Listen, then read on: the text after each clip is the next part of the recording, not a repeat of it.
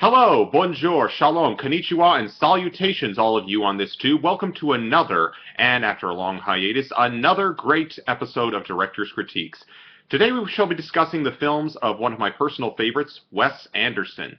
Now, what's interesting about him is that every single one of his shots, every single one of his shots, is like a picture from a National Geographic photograph. Now, in addition to that, he always seems to use an ensemble cast in each one of his works. Every one of his films has a very famous person that has at least been nominated an Academy Award for their work.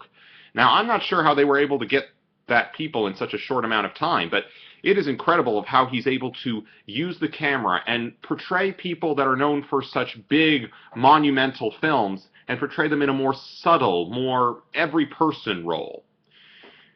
But despite this, he usually decides to portray people of the high class or social elites.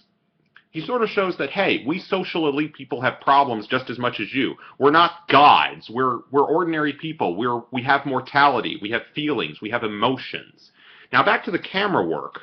He seems to really always establish his shots with such great mise-en-scène, meaning that every shot, like I said before, is like a photograph. I don't know about you, but I wouldn't be surprised if one of his works was placed, at least in a museum. I wouldn't be surprised if he took photography class for all I care.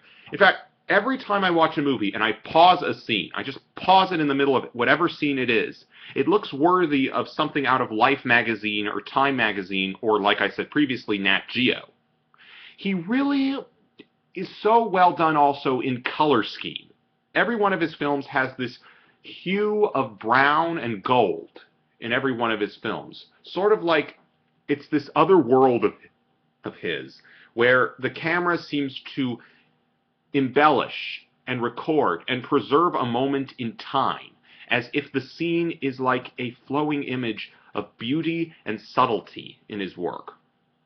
Also, the soundtracks to his films are very simple and minimalistic, and yet at the same time they bring some sort of a tear into your eye, kind of giving us a sense of hope and happiness when we look up.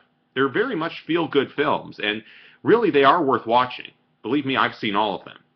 They are amazing and wonderful, and they really deserve more recognition than they do today. In fact, I was a little skeptical when he was doing the animated movie Fantastic Mr. Fox, but when I saw it, my God, every shot once again looked like a photograph. It looked like a purely done photograph that was worthy of hanging in a museum.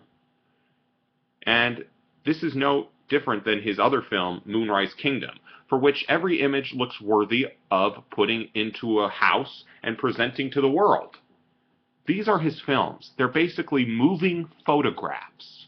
They're moving photographs. Well, that sounds like kind of a stupid thing to say, but really, each image looks almost like a time-life image of some kind, like something that an award-winning, Pulitzer Prize-winning photographer would be worthy of. If ever they added movies into Pulitzer Prize-winning photographs, Wes Anderson would definitely be one of them. Because that's what his films are. Moving, breathing photographs.